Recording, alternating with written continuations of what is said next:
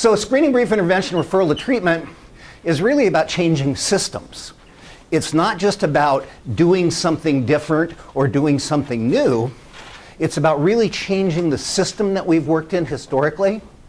Part of what it asks us to do is to reconceptualize how we understand substance use problems. Because in the old model, a substance use problem was what?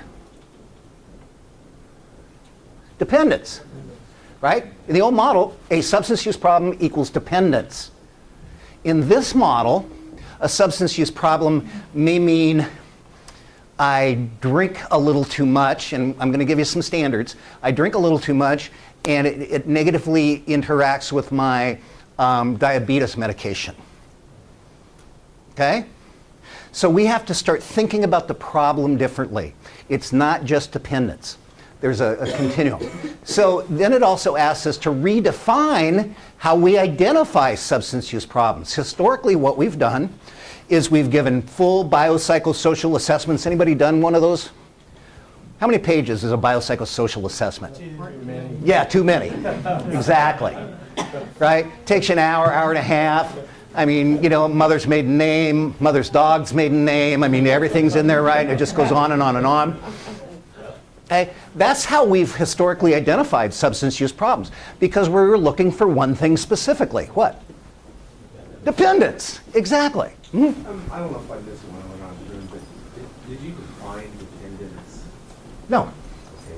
Okay. If we, I can. If we use the standard criteria is in the DSM-4, and dependence is a maladaptive pattern of substance use, and there's 7 symptoms or signs and symptoms: tolerance, withdrawal, loss of control, significant time investment, psychological problems caused or exacerbated by the use of the substance, physical problems caused or exacerbated by the use of the substance. There's a couple of more I can't think of off the top of my head, but they're very well-defined criteria.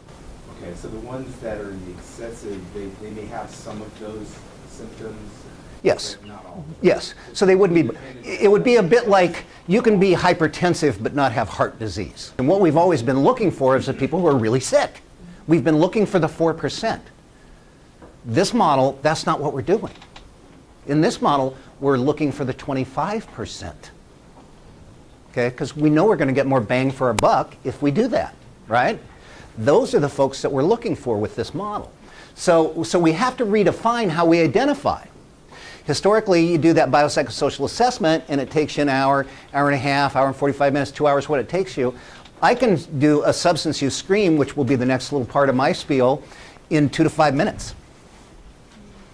And I can accurately tell you in 2 to 5 minutes if you're at risk, how high that risk is, or if you're likely dependent in 2 to 5 minutes. So we're redefining how we identify problems, because we're not just looking for dependence.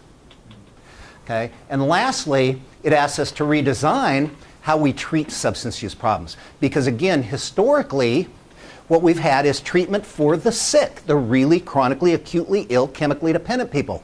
That's treatment. So they go to inpatient for a month, or they're in an outpatient group, and they meet 3 times a week, and they go to a 12-step program, and you know, on and on and on. So it's time, cost, and labor intensive.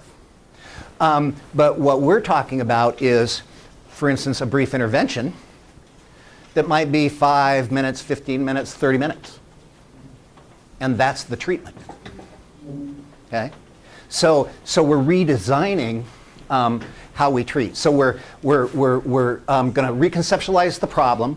We're going to redefine how we identify the problem, and then we're going to redesign how we treat the problem. So this changes everything that we've done historically.